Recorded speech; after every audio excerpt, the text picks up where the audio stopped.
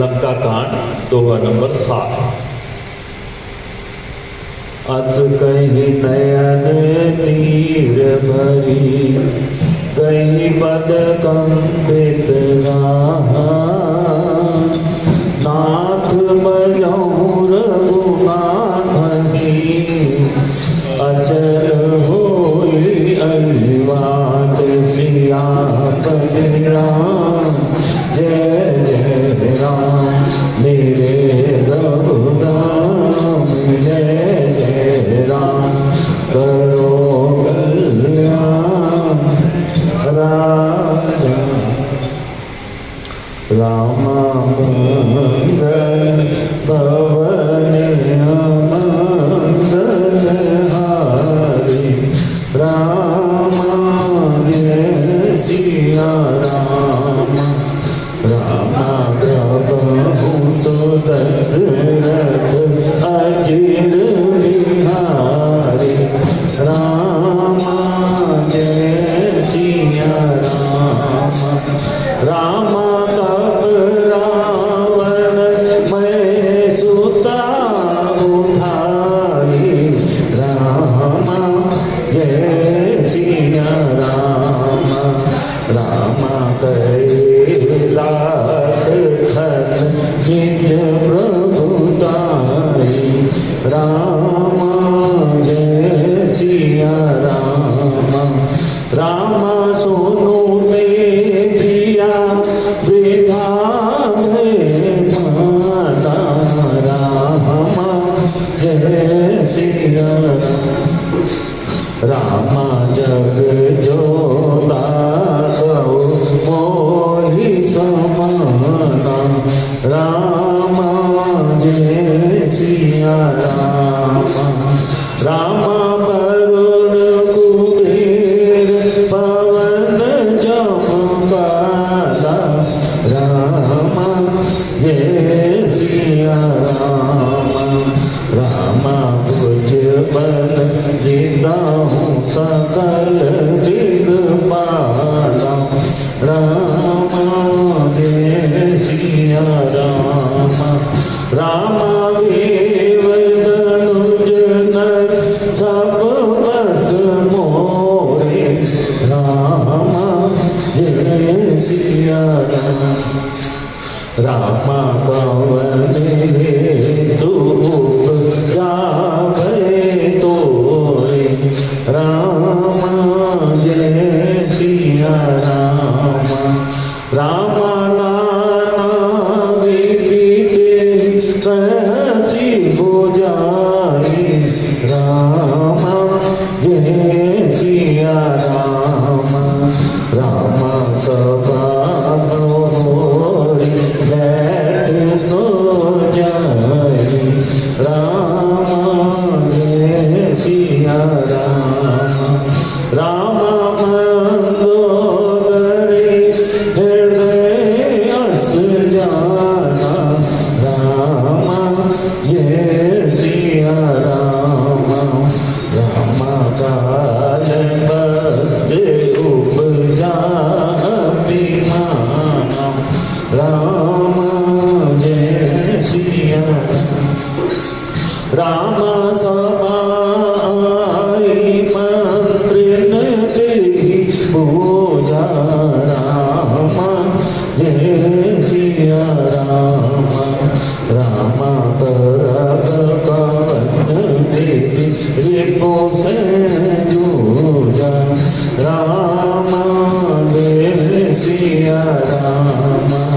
रामा कही सचिव सोनु मिसी चरना रामा जय सिया रामा रामा बार बार प्रभु पूछूं कहा रामा जय सिया रामा रामा कहूँ कवन मैं करही विचारा रामा जय सिया रामा रामा नर कपि भालु आहार हमारा राम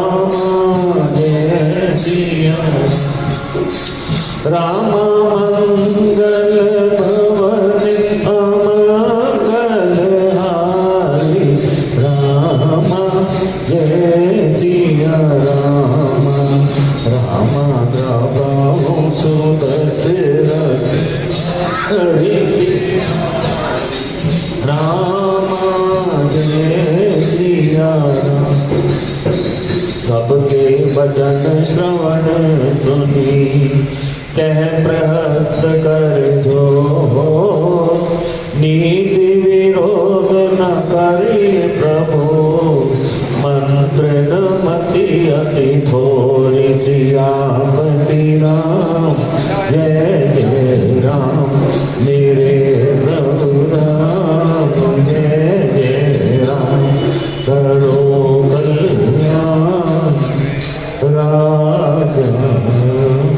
आइए जय सिया रामचरितमानस में बहुत सुंदर प्रसंग चल रहा है। रावण मंदोदरी के महल में इस समय वार्तालाप में संलग्न है। गोस्वामी जी ने मंदोदरी का बहुत सुंदर परिचय देते हुए कहा है, कौन है मंदोदरी? मैं तनुजा मंदोदरी नामा परम सुंदरी नारी ललामा। गोस्वामी जी कहते हैं मंदोदरी मैं दानव, जो राक्षसों के आर्किटेक्ट जैसे विश्वकर्मा है, ऐसे ही जो राक्षसों के हैं, मैं दानव नहीं है, लंका भी बनाई है, उनकी ये पुत्री है। मंदोदरी को पंचकन्या में भी गिना जाता है।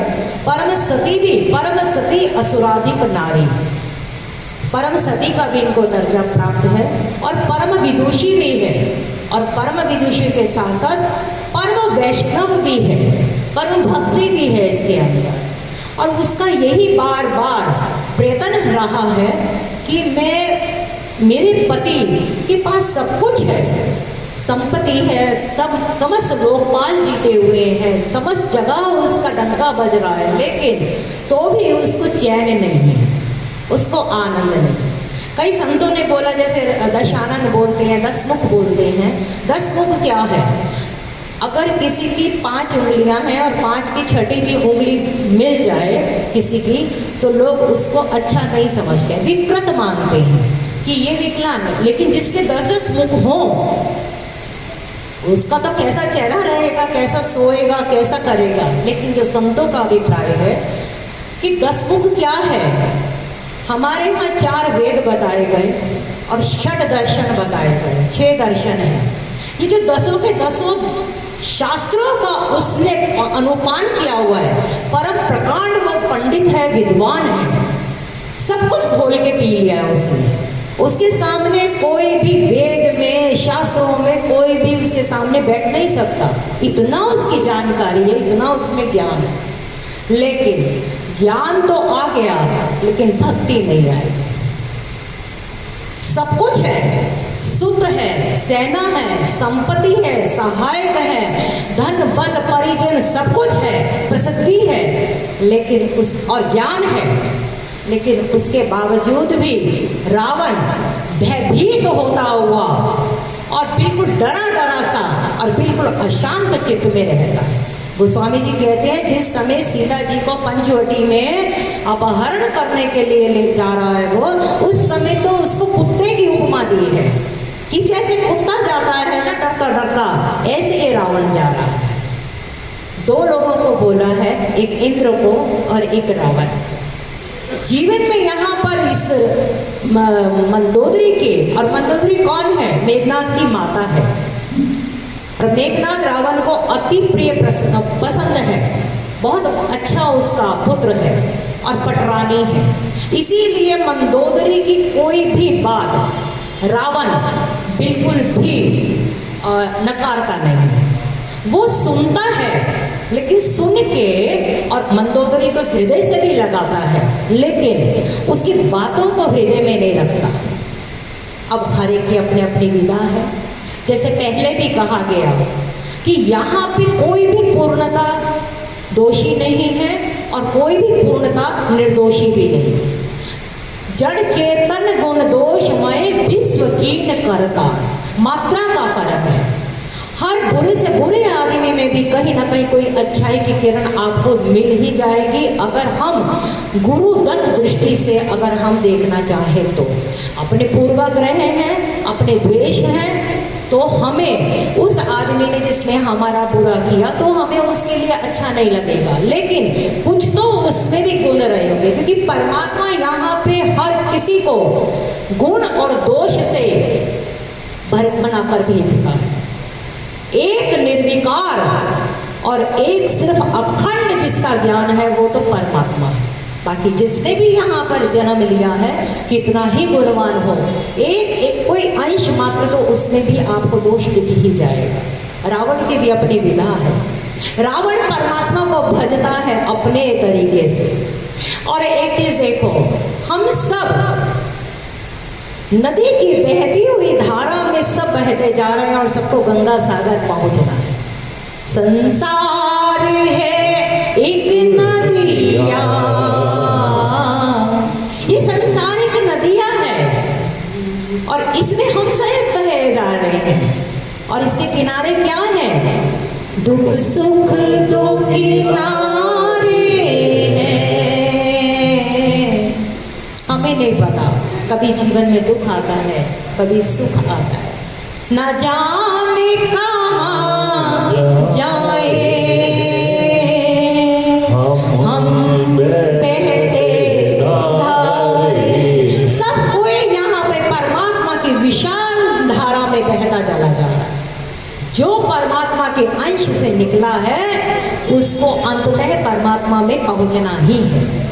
बस देर बदेर की बात, किसी को जल्दी मिल जाता है, पहुंचना तो सबको है, लेकिन जिस धारा में हम बहते जा रहे हैं, कई भजनी कहते जीने को तो जी रही हूं मैं, सतगुरु तेरे बगैर भी जिंदगी इसको कह सकूं ऐसी तो जिंदगी नहीं। जीना तो सब जी रहे हैं, सांस आ रही है, जा रही है, सुबह उठेंगे, रोटी खानी है, सब काम करने, सब होगा, लेकिन उस 24 घंटे में हमें क्या आनंद मिल रहा है?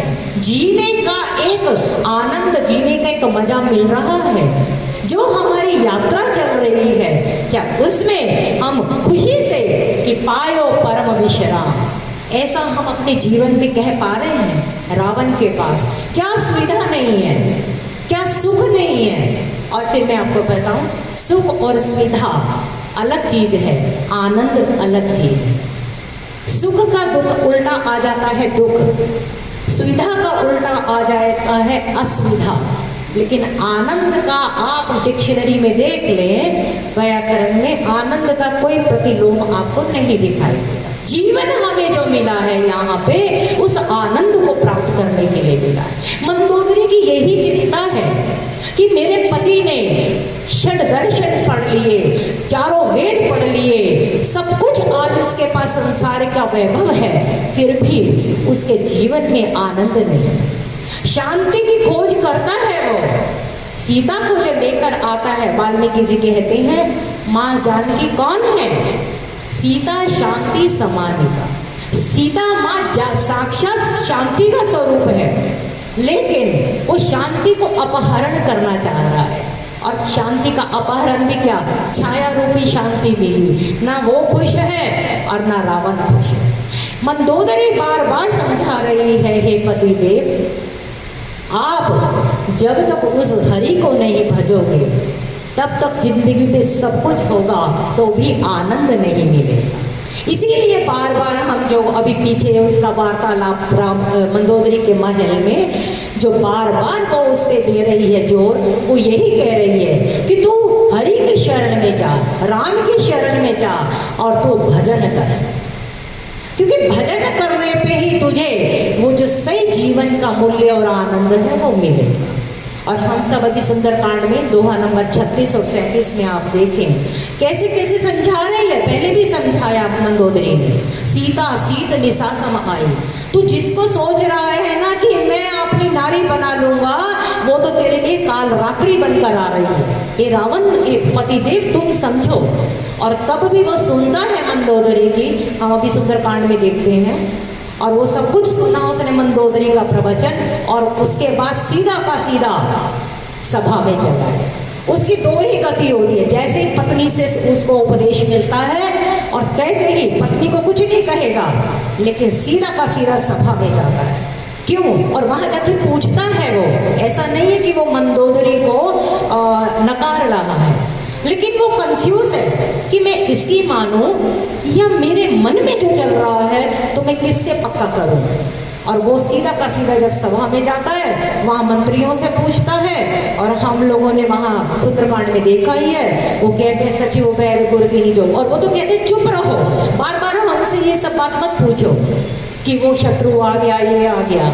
अरे आ गया तो आ गया, ये सब हमारे आहार हैं। मंत्री उसको जब ये सांत्वना देते हैं, और आप सबने अनुभव करा होगा, जब भी हम किसी से सलाह लेने जाते हैं तो कहीं ना कहीं हमारी ये अपेक्षा होती है कि वो बंदा हमारे मन की बात कह दे। अगर तुम मन की बात कह दी फिर तो बहुत बढ़िया, ठीक है, तुम ही सही कह रहे हो, वो गलत है। और कई बार अगर मन की बात नहीं कही तो कहेगा अरे इसका मतलब ये भी मेरा दुश्मन। यहाँ कौन किसी को सुनता है? हर कोई अपने ही मन की बात सुनता है और अपने मन से ही करता है। ये तो स्वामी जी कहते हैं श्रोता जो है बहुत उदार हृदय होते हैं, उपकारी होते हैं, जो सुन लेते हैं। यहाँ तो बच्चे घर में नहीं सुनते हैं, दूसरों की तो सुनने की बात। मंदोदरी इतना समझा रही है, विभीषण समझा रहा है, अभी आगे प्रहस उसका पुत्र भी समझाएगा। रावण नहीं समझ रहा। ये लक्षण है अभिमानी व्यक्ति का। अभिमानी व्यक्ति को जब कोई समझाने लगे तो उसके सीधा अहम पे चोट लगती है। मैंने इतना, मेरे पास ज्ञान है, मैंने क्या नहीं संसार की विद्या को प्राप्त। रावण ज्योतिष में, तंत्र मंत्र में प्रकांड पंडित था। आज भी रावण संहिता है और बड़े बड़े ज्योतिष लोग हैं, वो रावण संहिता को भी, जो उसके पूरे के पूरे वहां उसने बताया उपाय, उनको भी, जो बड़े बड़े ज्योतिषाचार्य हैं, उनको वो रेफर करते हैं। कोई कम चीज नहीं है रावण। ऐसे ही थोड़ी काकभूषुंडी जी ने बहुत सी कही सी रावण अवतारा, रावण भी अवतार है। लेकिन ये शास्त्र तो हम जैसे जीवों को समझाने के लिए है कि रावण तो लीला का पात्र था। ये जीव, तू यहाँ इस संसार में आया है, तेरे पास परमात्मा ने करुणा कृपा करके सब कुछ दिया, लेकिन हरि का भजन नहीं किया तो तेरा जीवन व्यर्थ। कहते हैं ना, अमृत है हरि नाम जगत में, इसे छोड़ विषय रस पीना क्या, हरि नाम नहीं तो जीना क्या, हरि नाम नहीं तो जीना क्या। जीवन में कितना ही ज्ञान आ जाए, लेकिन आंखों में तो अश्रु उसका नाम लेते हुए ना आए तो सब विद्या विधवा है, ऐसा चैतन्य महाप्रभु ने कहा। भक्त की जो संपदा है वो तो उसके अश्रु है और उसका आश्रय है। और जिसके जीवन में अश्रु, कहते हैं कबीरा हंसना छोड़ दे, रोने से कर प्रीत, बिन रोए कित पाइए प्रेम प्यारे। और ये तब होगा जब हमारा भजन बढ़ेगा। अब हम सब तो आते हैं मंदिर, पाठ भी सुनते हैं, कथा भी सुनते हैं, भजन भी कर रहे हैं, तप भी कर रहे हैं, सब कुछ अपनी अपनी अदा से हम सब कर रहे हैं। संतों ने बापू का जो प्रसाद है, ये सब उन्हीं का प्रसाद बट रहा है। भजन करा है हमने, हमारे पास प्रभु की कृपा से, प्रारब्ध से सब कुछ मिला है। हमारा भजन अगर ये 5 फल नहीं दे रहा है हमें, तो समझो अभी हमारा भजन पका नहीं। और उसी यात्रा में हमें जाने की जरूरत है। 5 उन्होंने बताए। भजन जैसे जैसे हम करना शुरू करें तो धीरे धीरे व्यक्ति आत्मानंद में मस्त हो जाता है। आत्म का आनंद आता है उसको, फिर किसी और की उसको जरूरत नहीं रहती। भक्त कभी फल मांगता नहीं है, उसको फल की जरूरत है ही नहीं, क्योंकि परमात्मा रूपी फल ही उसको जब मिल गया तो उसे और किसी चीज की क्या जरूरत। लेकिन कुछ चीजें होती हैं वो अपने आप बाय डिफॉल्ट आ जाते हैं। जैसे भोजन करें तो भोजन करने से क्या होता है, भोजन से हमारी क्षुधा खत्म होती है, भूख खत्म होती है, तृप्ति मिलती है, हमें पुष्टि भी मिलती है। ये एक सिर्फ भोजन करने से अपने आप हो जाता है। लेकिन जिसने सही मायने में भजन किया होगा तो उसको कोई फल नहीं चाहिए, लेकिन ये अपने आप उसके पीछे पीछे 5 चीजें आती जाएंगी। हम अपने अपने जीवन में देखें, जितनी जितनी मात्रा में अगर हमारे जीवन में है तो समझो हम सही मार्ग पे चल। भजन किया होगा उसको आत्म आनंद पहली उसकी अवस्था हो। उसको ये नहीं लगेगा कि मेरे पास ये भी आओ, ये भी बैठे, इससे फोन करो, उससे बात करो, क्या करो, कोई दूसरा उसको चाहिए ही नहीं। अपनी धुन में रहती हूँ मैं, अपनी धुन में रहती हूँ और राधे राधे कहती हूँ, और राधे राधे राधे राधे राधे राधे राधे राधे। आत्मा आनंद में वो जीव चला जाता है, उसके अपनी आत्मा में उसको इतना आनंद होता है। देखो भाई, हम बाहर क्यों इतना जा रहे हैं, हमें किसी चीज की तलाश है। आप ये देखो आपके घर में क्या नहीं है। इस समय हम जो यहाँ सब बैठे हैं, आपके घर में टीवी भी है। इस समय टीवी चलाओ, पता नहीं क्या क्या चैनल पे आपको देखने को मिल जाएगा। बढ़िया आपको गद्दा घर में है, एसी लगा हुआ है, आराम से जब चाहो शिकंजी चाय जब कहो आपके सामने हाजिर हो जाएगी। उसके बावजूद भी आप सब छोड़ के यहाँ आए हैं, कहीं किसी चीज की कुछ तलाश है, किसी चीज की हमें खोज है। जो सब कुछ होते हुए भी हमारे पास हमें एक अधूरापन महसूस हो रहा है। वही अधूरापन भजन आत्मानंद के द्वारा, और जिसको आत्मा का आनंद आ जाता है उसको फिर कहीं किसी की खोज की जरूरत ही नहीं होती। फिर उसको तो एकांत में, शंकराचार्य कहते हैं एकांत सुख मास्यता, उसको बहुत ज्यादा भीड़ का ऐसा नहीं। लेकिन मजबूर साहब कहते हैं ना कोई गुरु ना कोई चेला, मेले में अकेला और अकेले में मेला। उसको अपनी बस्ती में रहते। पहला है आत्मानंद, दूसरा उसका आता है अद्वैतानंद। अभी रावण से लगाते चले जाना, उसकी आत्मा को खुश वो है नहीं, आनंद नहीं है, वो भटक रहा है। कभी कुबेर का हड़प लो, कभी कुछ ले लो, कभी कुछ ले लो, पर सुंदरियां उसके यहाँ पे नारी रतन के रूप में उसके महलों में, तो भी उसको आनंद नहीं। दूसरा है अद्वैतानंद। अद्वैतानंद का मतलब होता है अब कोई दूसरा है ही नहीं। जित देखो तित श्याममयी। गोपियों की अवस्था हो गई थी कि राधा भी वही है और श्याम भी वही। एक अवस्था आती है भजन करते करते कि मैं तुझे देखूं और तू मुझे देख, और देखते देखते हो जाएंगे। मंदिर में आए, हमें लगे ना कोई हमारे आसपास बैठा है, मेरे तो गिरधर को उसकी बिल्कुल एक टक निगाह अपने परमात्मा के प्रति। लोगों के बीच में वो रहेगा, सब अपने स्वधर्म करेगा। और एक चीज बता दूं मैं आपको, जितना भजनानंदी व्यक्ति होगा वो ज्यादा प्रामाणिकता से अपना स्वधर्म निभाएगा, क्योंकि उसको पता है कि कहीं दाग न लग जाए। उसकी जिम्मेदारी ज्यादा हो जाती है। अब एक चीज देखो, अगर हमारा गंदा कपड़ा पहना हुआ है उस पर 2-4 धब्बे लग जाएं तो कोई ज़्यादा परेशानी की बात नहीं है। लेकिन बिल्कुल साफ सुथरा सफ़ेद रंग का कपड़ा पहन के निकले हैं तो एकदम लगता है कि बिल्कुल साफ रहना चाहिए। ऐसे ही हम परमात्मा के यहाँ से आए तो ईश्वर अंश जीव अविनाशी। भक्त कहता है अगर मैं कुछ भी गलत करूँगा तो मेरा क्या है, मेरे इष्ट का, मेरे परमात्मा का नाम पर। तो अद्वैता नाम परमात्मा के साथ उसका अद्वैत भाव हो जाता है कि जो कुछ है बस मेरा है। उसके बाद तीसरा आता है, गोस्वामी जी कहते हैं परमानंद। परमानंद पूरी मन राजा, कहाँ बोलाई बजावाऊ बाजा। जब राम आए हैं, पदार्पण हुआ है, दशरथ जी कहते हैं परमानंद हुआ है उसको। दशरथ पुत्र जन्म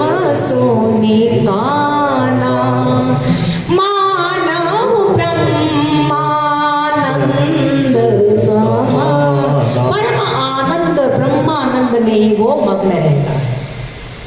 पहला है आत्मानंद, दूसरा है अद्वैतानंद, तीसरा है परमानंद या परमानंद, और चौथा है विद्या। जो भक्त सही में भजन कर रहा है उसके जीवन में अज्ञान रूपी अविद्या नहीं होती, उसके जीवन में साक्षात महामाया विद्या रूप में आ जाती है। उस विद्या का ऐसा होता है कि अपने आप उसमें रचनात्मकता आ जाती है।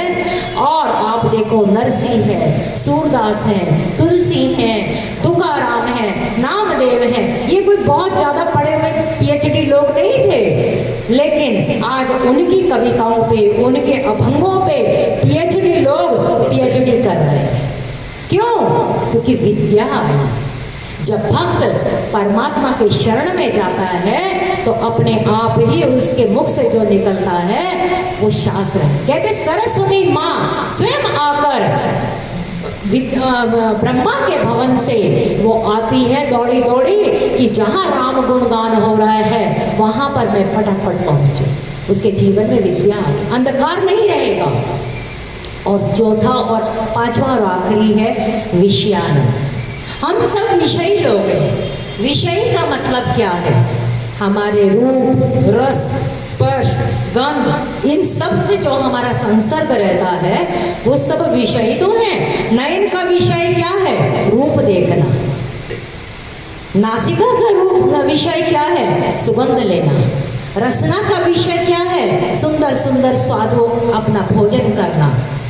यहाँ पर वो जो विषय देखो, जो भक्त होगा उसको भजन के प्रताप से अपने आप ही सब कुछ मिलता चला जाता है, लेकिन उसको उसकी जरूरत नहीं है। उसका तो समस्त विषय परमात्मा में बन जाता है कि मेरी आंखें भी तुम्हें ही देखें, मेरी आंखें आपके चरण कमलों का ही दर्शन करें, मेरी जिह्वा आपका ही गुणगान करे, मेरे चरण आपके ही तीर्थों में जाए। उसके समस्त विषय परमात्मा में चले जाते हैं और वही उसका आनंद है।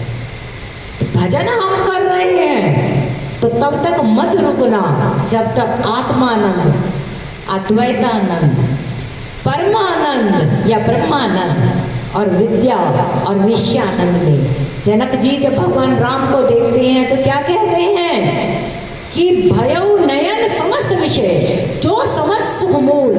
हे राम, आप मेरी आंखें आपको देखने का विषय बन चुकी हैं, अब उसके अलावा मुझे और कोई तेरी आंखों के सिवा इस दुनिया में रखा क्या। जब ऐसा भाव बन जाए तो समझो हमारा भजन में प्रवेश हुआ। अभी तो दूर नगरी, बड़ी दूर नगरी, दूर नगरी, बड़ी दूर नगरी, कैसे आऊं रे कन्हाई तेरी गोकुल नगरी, बड़ी दूर नगरी। लेकिन नगरी का नाम पता होगा, यात्रा कर रहे होंगे तो पहुंच भी जाएंगे। यहाँ पे मंदोदरी बार बार बार बार अपने पति को, और देखो धर्म पत्नी इसीलिए कहा जाता है क्योंकि वही पत्नी कहलाती है जो अपने पति को धर्म के मार्ग पे लेके चले। यहाँ पे धर्म का मार्ग रावण के लिए कहते तू राम भज। हे पति अपने उनको बोलती है, यहाँ जो आज प्रसंग चल रहा है भगवान राम का उसने पूरा का पूरा महिमा बताई है। और उसके बाद कहती है अस कही नयन नीर भरी, गही पद कंपित गात, नाथ भजऊ रघुनाथ ही अचल कोई अहिवाद। अहिवाद हम सब जानते हैं, सुहाग को कहते हैं। वो कहती है अस कही नयन, परमात्मा की पूरी महिमा गान करते हुए हर तरीके से वो समझाने की कोशिश कर रही है और सही मार्ग पे ले जाने की कोशिश कर रही है। और फिर कहती है आंखों में आंसू भरते हुए और गही पद चरणों में गिरते हुए और कंपित गात, शरीर उसका कांप रहा है और कहती है हे पतिदेव, हे नाथ, मैं आपसे बस एक ही विनती कर रही हूँ कि आप रघुनाथ को भजो। बोले क्यों भजो मैं रघुनाथ को? बोले इसलिए भजो क्योंकि आप हमारे नाथ हैं और नाथ अगर सिर से चला जाएगा तो मेरे इस अहिवाद का क्या हो। मुझे मेरा अहिवाद, मेरा सुहाग अचल करना है। आप हमारी ही तरफ देखकर आप थोड़ा सा इस बात को समझ लो कि जिनसे आप वैर कर रहे हैं वो वैर करने लायक नहीं हैं। आप उनके चरणों में शरणागति करो और उनको भजो। बार बार उसको भजन के लिए प्रेरित करती है मंदोदरी। अब रावण जो है, पहले भी जैसे बोला, रावण मंदोदरी को बहुत प्रिय है, लेकिन वो प्रिय बस उतने तक है जितने तक उसका अपना पर्पस सर्व हो रहा है। बाकी बहुत ज्यादा उसको सुनने का और समझने का काम नहीं है, क्योंकि कई बार सुनते हम सब हैं लेकिन करते वही हैं जो हमारे मन में होता है। तब रावण माए सुता उठाई, कहे लाभ फल निज प्रभुताई।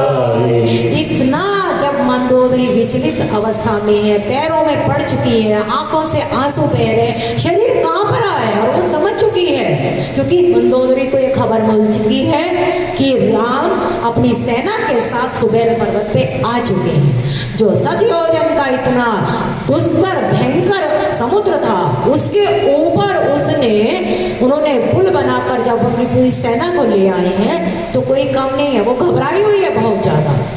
और रावण को ये खबर वहां मिली है सभा में, लेकिन इसके भी अपने गुप्तचर हैं और इसको खबर मिल चुकी है। कांप रही है कि होगा क्या, अब तो सिर पे शत्रु आ चुका है।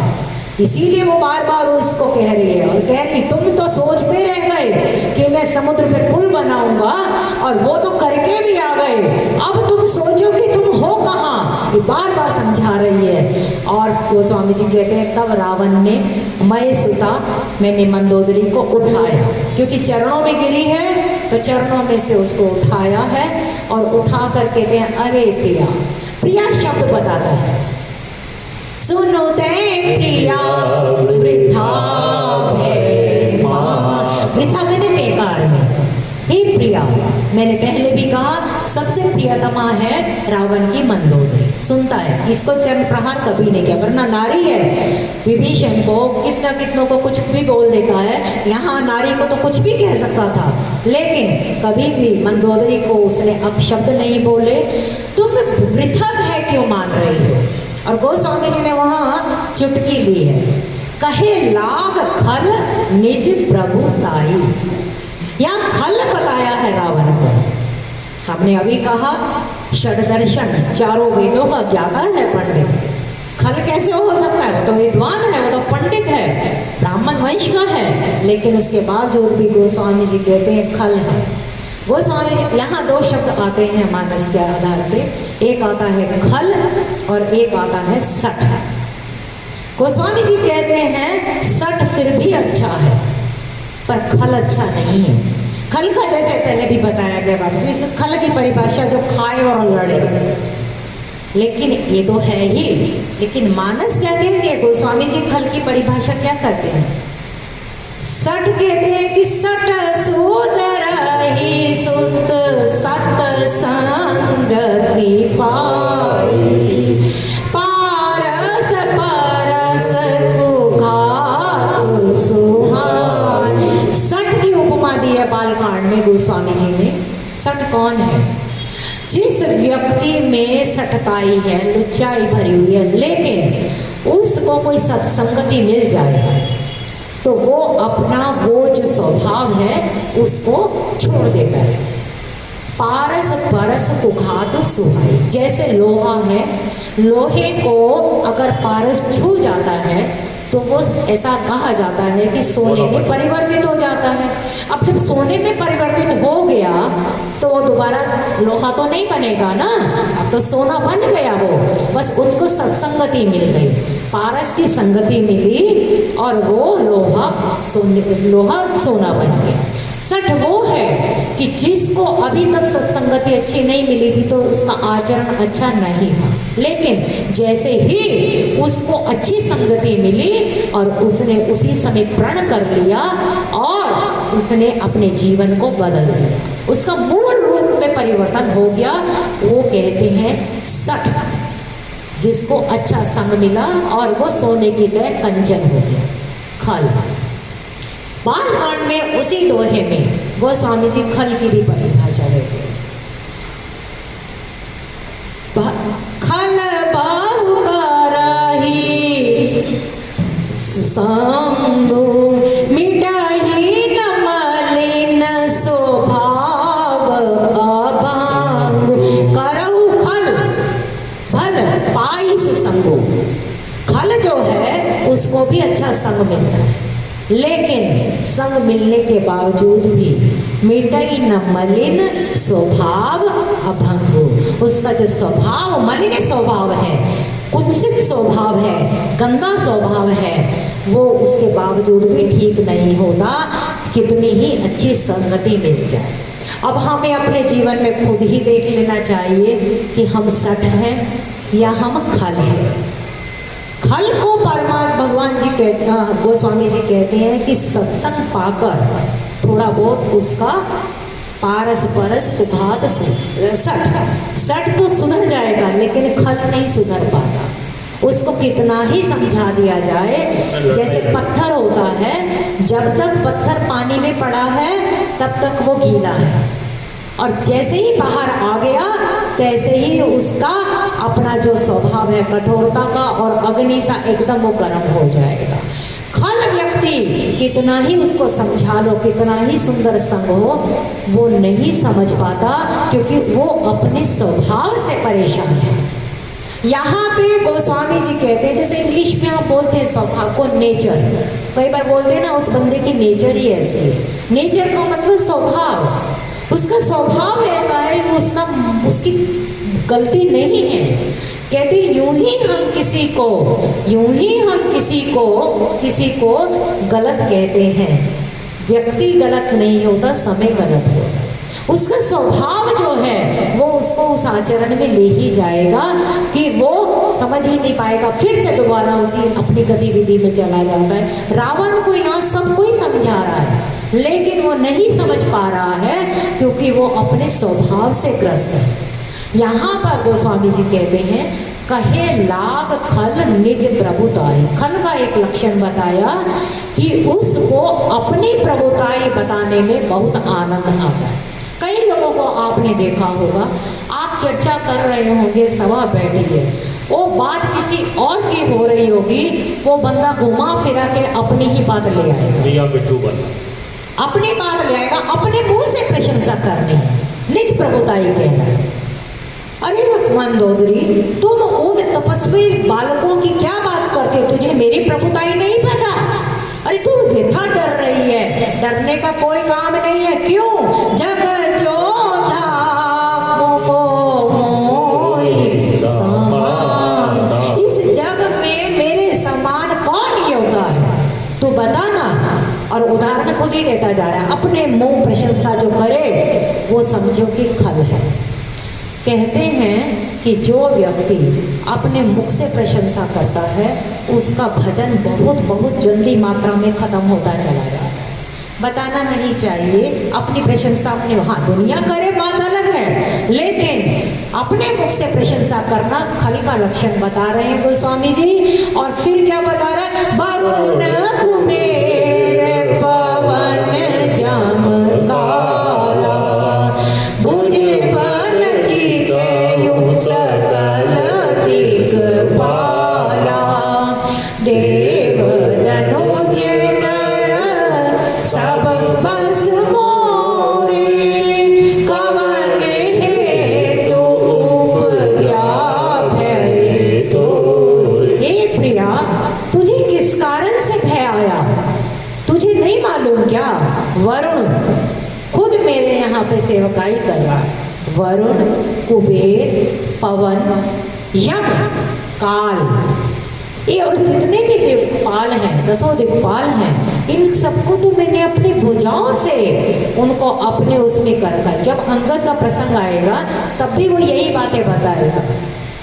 क्योंकि जो व्यक्ति को थोड़ा कुछ मिल जाता है ना, वो उसी का ही गुणगान करता है। आप ये देखो, किसी के बच्चों का अगर बहुत अच्छा कैरियर ना बन रहा हो और कुछ समय के बाद उसका कैरियर अच्छा बन जाए प्रारब्ध के कारण, दुनिया को जब तक वो पूरा नहीं ढिंढोरा पीटेगा, बता हर जगह वही बताना, वही बताना, क्योंकि ये सब भी हमारी ग्रंथियां हैं। ये ग्रंथियों ने हमें बांधा हुआ है।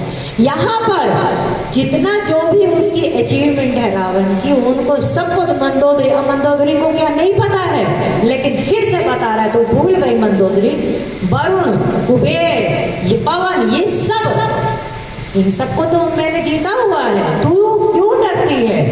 अब वह मंदोदरी भी सीधा तर्क करे, क्योंकि मंदोदरी भी परम विदुषी कहती, हाँ आपने वरुण को जीता, लेकिन वरुण का जहां निवास है समुद्र, उसको तो आप बांध नहीं पाए ना।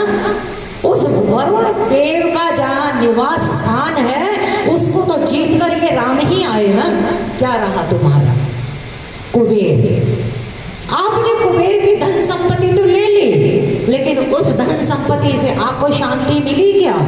आपके पास सब कुछ है, तो भी आप परेशान परेशान घूम रहे हो। क्या फायदा है इसी धन संपत्ति का? आपने कुबेर को अपने हाथ में किया। पवन, अरे जिस पवन का पुत्र यहाँ पर आया और उसने आकर आपकी लंका को जलाई, आपके सामने चैलेंज देकर गया, आप क्या बिगाड़ पाए उसका?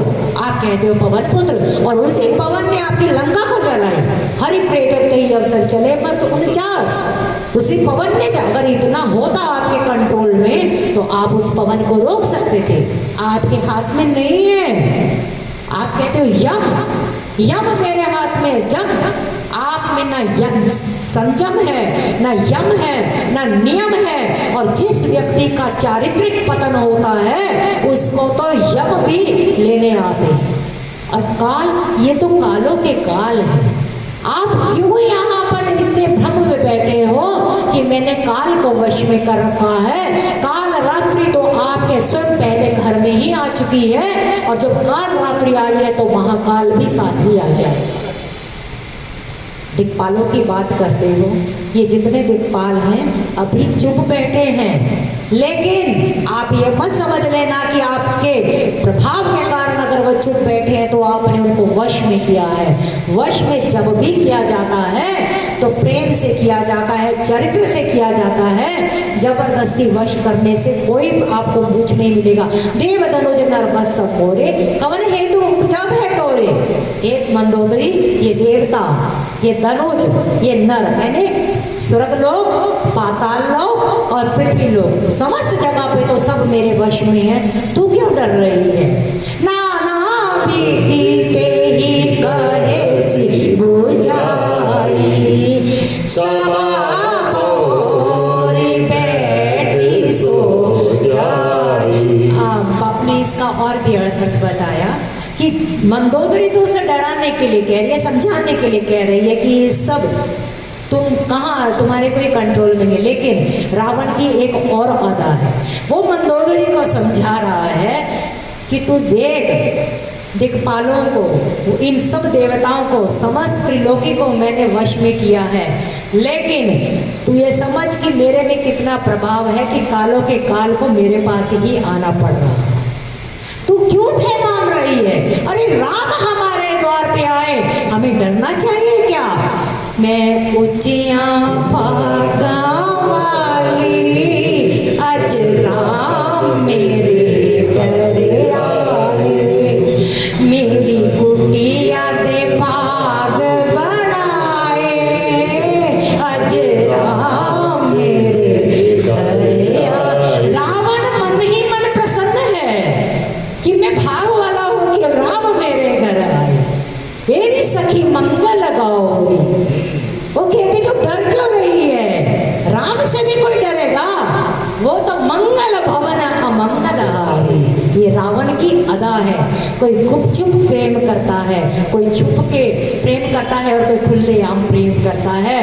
रावण का जो प्रेम का नजरिया है वो छुप छुप के, जरा सामने तो आओ चलिए, छुप छुप चलने में क्या राज है, तुम छुप ना सकोगे परमात्मा, मेरी आत्मा की आज।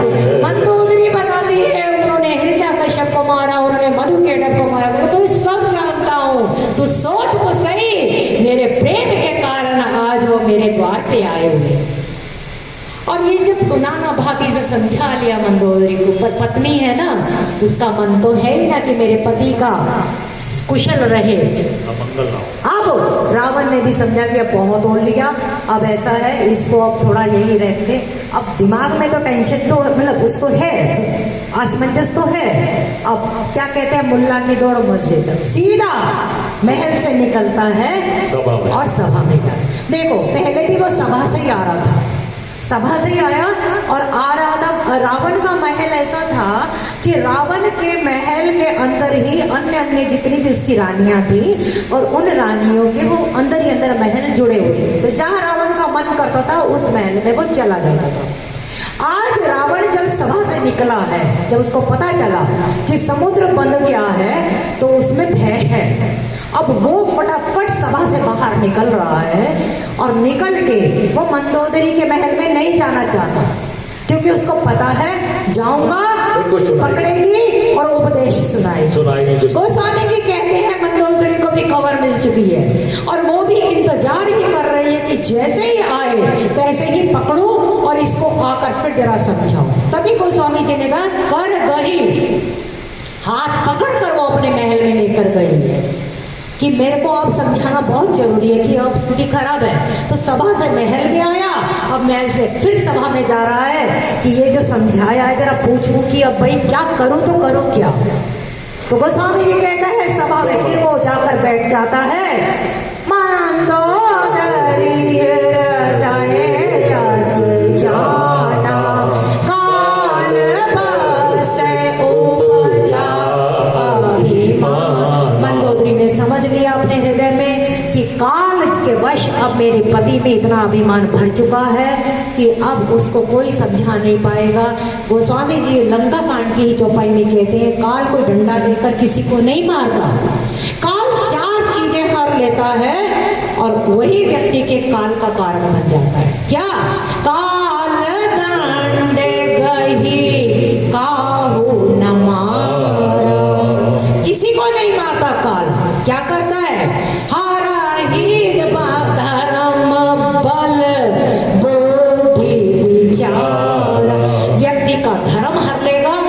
व्यक्ति का बल हर लेगा, उसकी बुद्धि हर लेगा और उसकी विचार शून्यता कर देगा, विचार ही उसके उल्टे हो जाएंगे। आज मंदोदरी समझ गई है कि मेरे पति को मैं जितना भी समझा रही हूँ बातें उसको उल्टी ही करनी है। अब आता है रावण सभा में, सभा पूजा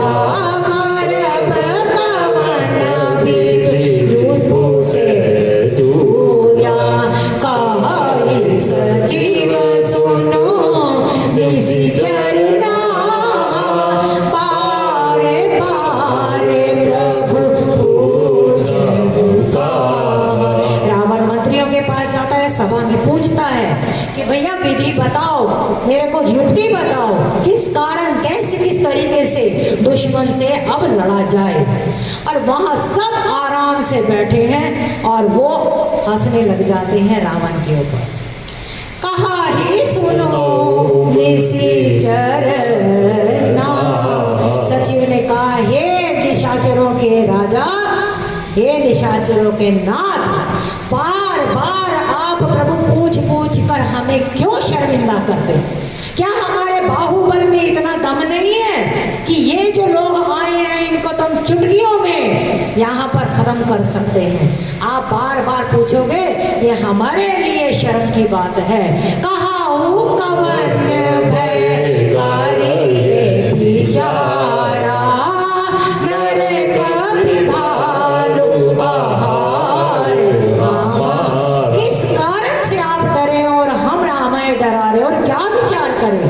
ये नर कपि जो है ये सब भालू, ये तो हमारे रोज के खाने के आहार हैं, ये तो हमारी टेबल पर डिश में आते हैं, इनसे आप कह रहे हो कि कैसे लड़े? अब यही है, जैसी संगति मिलती है वैसा ही व्यक्ति का व्यक्तित्व बन जाता है। यहाँ पर एक सुग्रीव था जिसके मंत्री हनुमान थे और उन्होंने उनको राम तक पहुंचाया, और एक रावण है उनके सचिव कैसे हैं, जो बार बार उसको कैसी सलाह दे रहे हैं, इसका कुछ हम प्रसंग कल उठाएंगे। और इसी दौरान प्रहस्त जिसका पुत्र है क्या कहता है, सबके वचन श्रवण सुनी कह प्रहस्त कर जोरी